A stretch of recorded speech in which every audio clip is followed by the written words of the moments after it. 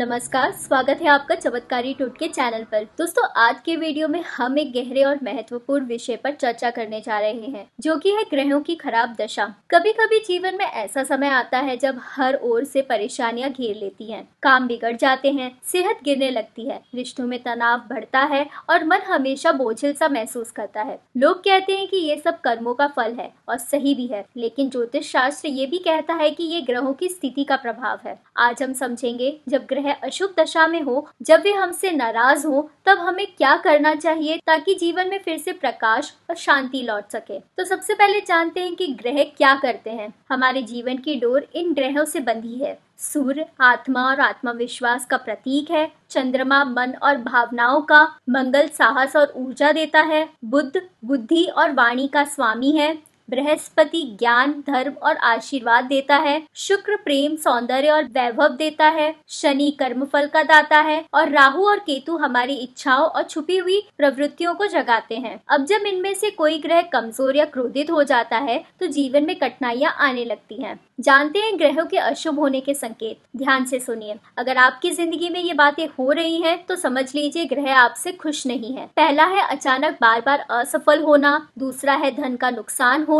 तीसरा है रिश्तों में गलतफहमियां और झगड़े। चौथा है बिना वजह स्वास्थ्य बिगड़ना। पांचवा है नींद न आना और मन का अशांत रहना। छठा है बार बार कर्ज में फंसना और सातवां है कोई भी काम पूरा ना होना। ये सब संकेत हैं कि आपके जन्म कुंडली में ग्रहों की खराब दशा चल रही है। अब इसके उपाय क्या है वो भी जानते हैं। इसके लिए वीडियो को अंत तक देखें और चैनल को सब्सक्राइब नहीं किया है तो कर लीजिए। तो अब सवाल यही है, जब ग्रहों की खराब दशा हो तो क्या करना चाहिए। ध्यान रखिए कि कोई भी ग्रह हमें सजा देने के लिए नहीं आता। वे हमें सुधारने और हमारी आत्मा को मजबूत करने के लिए कठिनाइयां देते हैं। तो उनके गुस्से को शांत करने के लिए हमें कुछ उपाय करने होंगे। सबसे पहला और सरल उपाय है मंत्र जाप। मंत्र केवल शब्द नहीं है, ये दिव्य तरंगे हैं। जब आप मंत्र जपते हैं तो ब्रह्मांड की ऊर्जा आपके चारों ओर सुरक्षा कवच बना लेती है। सूर्य के लिए ओम गृणी सूर्याय नमः। चंद्रमा के लिए ओम सोमाय नमः।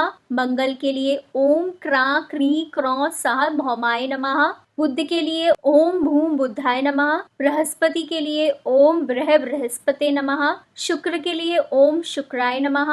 शनि के लिए ओम शन शनिश्चराय नमः। प्रतिदिन सुबह या शाम कम से कम 108 बार इन मंत्रों का जप करें और अगर संभव हो तो दीपक और अगरबत्ती जलाकर शांति से बैठकर करें। देखिएगा धीरे धीरे ग्रहों की नकारात्मकता कम होने लगेगी। दूसरा है दान और सेवा। ग्रह तभी प्रसन्न होते हैं जब हम दूसरों के लिए कुछ अच्छा करते हैं। दान और सेवा से बड़ा कोई उपाय नहीं है। अगर सूर्य खराब हो तो गुड़ और गेहूं का दान करें। चंद्रमा नाराज है तो दूध चावल और सफेद वस्त्र दान करें। मंगल की दशा खराब है तो मसूर दाल और लाल वस्त्र दान करें। बुध से समस्या है तो हरी वस्तु पन्ना या फिर मूंग दान करें। बृहस्पति की दशा कमजोर है तो पीली वस्तुएं हल्दी चना दान करें। शुक्र के लिए इत्र वस्त्र और श्वेत चीजें दान करें। शनि के लिए काला तिल उड़द और तेल का दान करें। दोस्तों, ध्यान रखें कि दान सदैव निस्वार्थ भाव से करें, तभी उसका फल मिलता है। तीसरा है भक्ति और साधना। ध्यान रखिए कि अगर मन अशांत है तो कोई भी उपाय फलदायी नहीं होगा। इसलिए तीसरा उपाय है भक्ति और साधना। रोज सुबह कुछ समय ध्यान कीजिए, ईश्वर का नाम जपिए,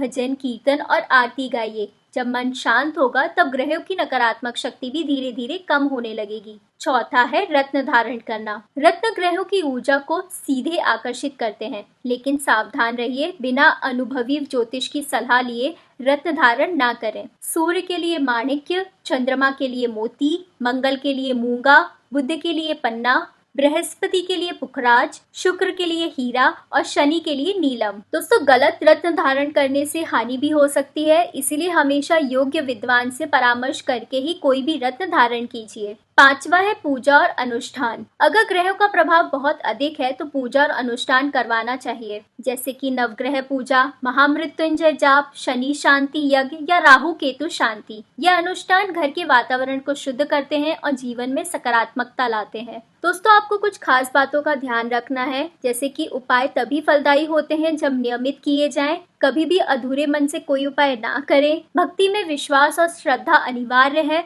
हमेशा सकारात्मक सोच रखें और सबसे महत्वपूर्ण, अपने कर्म सही रखें, क्योंकि कर्म ही सबसे बड़ा उपाय है। तो दोस्तों, जब ग्रहों की खराब दशा चल रही हो तो घबराएं मत, बल्कि इसे एक अवसर मानिए स्वयं को बदलने का, आत्मा को शुद्ध करने का और भक्ति में डूबने का। याद रखिए, ग्रह केवल हमारे कर्मों का आईना है। अगर हम अपने कर्म, अपनी सोच और अपनी भक्ति को शुद्ध कर लें तो कोई भी ग्रह हमें हानि नहीं पहुंचा सकता। ईश्वर में विश्वास रखिए, भक्ति करते रहिए, सेवा करते रहिए और देखिए हर अंधकार मिटेगा और जीवन में नया प्रकाश फैलेगा। दोस्तों, अगर आपको ये वीडियो अच्छा लगा हो तो इसे लाइक करें, अपने दोस्तों और परिजनों के साथ इसे शेयर करें और चैनल को सब्सक्राइब करना ना भूलें।